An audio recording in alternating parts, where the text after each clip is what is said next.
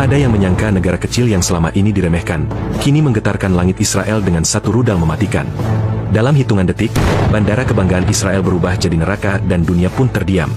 Di tengah langit gelap yang menyelimuti Tel Aviv pada pukul 2.37 dini hari, tak ada yang menyangka bahwa detik-detik sejarah sedang tercetak ulang. Bandara Internasional Ben Gurion, ikon kebanggaan Israel, pintu gerbang bagi dunia, dan simbol supremasi teknologi serta pengamanan militer mereka, tiba-tiba berubah menjadi puing-puing yang membara. Semua berawal dari radar militer Israel yang menangkap kejanggalan.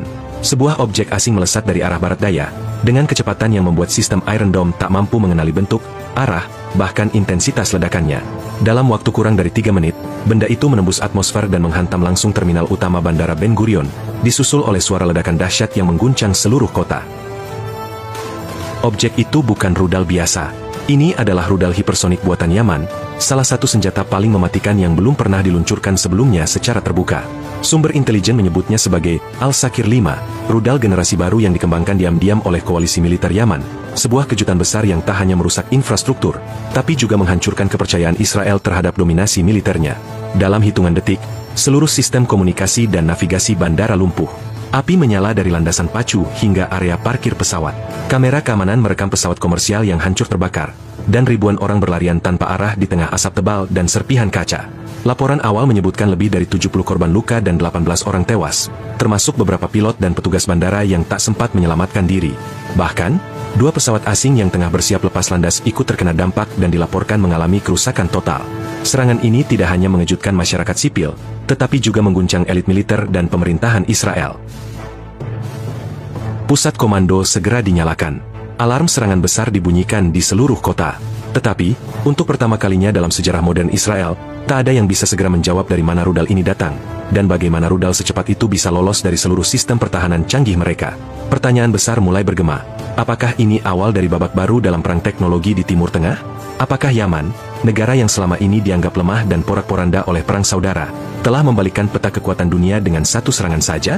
Sementara dunia masih terpaku pada layar berita, satu hal menjadi jelas. Israel baru saja menerima tamparan paling memalukan dalam sejarah militernya, dan mereka belum siap menghadapi apa yang akan terjadi selanjutnya. Pagi harinya, Israel tampak membisu. Pemerintah enggan mengakui ke publik bahwa Bandara Internasional Ben Gurion, simbol keamanan dan kemajuan negeri itu, telah hancur lebur hanya dalam satu tembakan. Media lokal diberi arahan untuk tidak memberitakan peristiwa tersebut secara terang-terangan. Namun, internet tidak bisa dibungkam. Cuplikan dari warga sipil dan staf bandara yang berhasil selamat tersebar di media sosial. Video-video memperlihatkan kobaran api yang menjalar ke terminal penumpang, dentuman ledakan susulan dari tangki bahan bakar pesawat, serta jeritan panik yang membelah malam Tel Aviv. Dunia menyaksikan kebohongan yang coba ditutup-tutupi oleh rezim, dan narasi resmi pemerintah pun mulai runtuh. Sementara itu, investigasi internal menunjukkan bahwa rudal hipersonik yang menghancurkan bandara bukan hanya senjata biasa, melainkan hasil rekayasa bersama antara milisi Yaman dan kekuatan regional yang selama ini diremehkan oleh dunia barat. Teknologi peluncuran berlapis yang digunakan memungkinkan rudal untuk menyelinap tanpa terdeteksi radar, dan kecepatan Mach 7 menjadikannya tak bisa dicegat oleh Iron Dome, David's Sling, maupun sistem Arrow 3 sekalipun. Pusat Komando Militer Israel mengalami tekanan besar. Pertemuan darurat digelar antara petinggi IDF, Mossad, dan Kabinet Keamanan. Namun, lebih dari sekadar strategi militer, mereka kini dihadapkan pada kenyataan pahit. Musuh yang dulu mereka pandang sebelah mata telah menemukan celah, dan berhasil menyerang titik paling sensitif di jantung negara. Lebih dari itu, serangan ini juga menimbulkan kekacauan ekonomi yang tak terhindarkan. Penerbangan internasional dibatalkan. Investor asing panik. Mata uang shekel melemah tajam dalam waktu kurang dari 6 jam setelah kabar ledakan menyebar. Pasar saham Israel terjun bebas. Bahkan beberapa maskapai asing mengumumkan penangguhan rute ke Israel hingga waktu yang tidak ditentukan.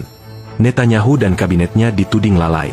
Protes mulai muncul di depan gedung parlemen, terutama dari keluarga korban dan warga yang mempertanyakan bagaimana negara dengan sistem pertahanan termahal di Timur Tengah bisa kecolongan sedemikian parah. Namun di balik semua itu, muncul satu pertanyaan yang lebih menakutkan. Jika satu rudal hipersonik saja bisa menghancurkan bandara internasional, apa yang terjadi jika 10 rudal seperti itu diluncurkan bersamaan? Apakah Israel mampu bertahan? Ataukah ini menjadi awal dari keruntuhan dominasi militer mereka di kawasan? Yaman, dalam pernyataan resminya, menyebut serangan ini sebagai peringatan awal. Mereka menyebutnya sebagai tindakan balasan atas penjajahan dan kejahatan kemanusiaan yang selama ini dibiarkan oleh dunia. Tak ada permintaan maaf, tak ada negosiasi. Yang ada hanyalah pesan singkat namun tajam.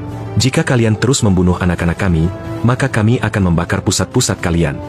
Dunia kini menahan napas. Karena jelas, serangan ke Bandara Ben Gurion bukan akhir, tetapi permulaan.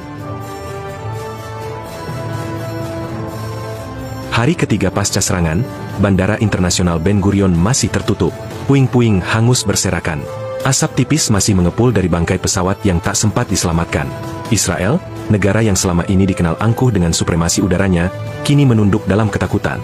Dari luar, dunia mulai bertanya-tanya, bagaimana mungkin sebuah negara dengan aliansi militer terkuat di Timur Tengah, dengan dukungan teknologi intelijen Amerika Serikat, bisa diserang sedemikian presisi oleh negara yang selama ini diblokade dan dihina?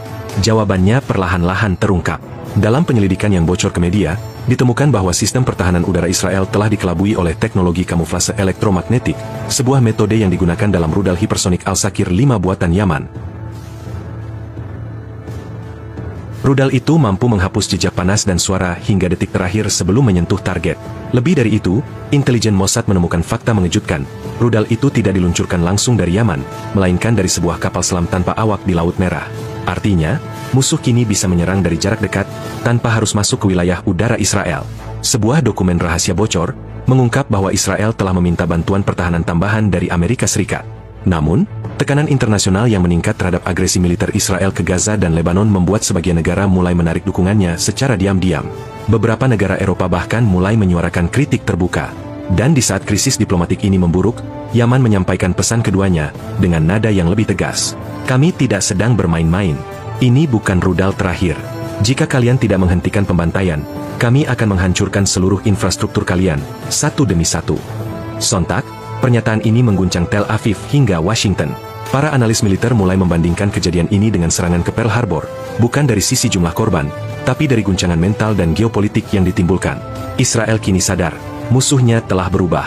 Ini bukan lagi kelompok gerilya atau milisi jalanan, tapi kekuatan yang memahami taktik modern, teknologi senjata canggih, dan punya tekad membalas dendam dengan presisi. Di tengah reruntuhan bandara, warga sipil Israel mulai merasa ketakutan yang selama ini hanya dirasakan rakyat Gaza, Yaman, dan Lebanon. Ketika langit tak lagi aman, dan pemerintah tak lagi mampu melindungi, rakyat mulai mempertanyakan segalanya. Mereka mulai sadar, dominasi bukanlah perlindungan, dan kekuasaan bukanlah ketenangan. Serangan rudal hipersonik ke Bandara Ben Gurion menjadi simbol dari keretakan total sistem keamanan Israel. Dan lebih dari itu, menjadi tanda zaman baru, di mana ketidakadilan yang selama ini ditutupi oleh senjata dan propaganda kini dibalas dengan kekuatan dari tempat yang tak disangka.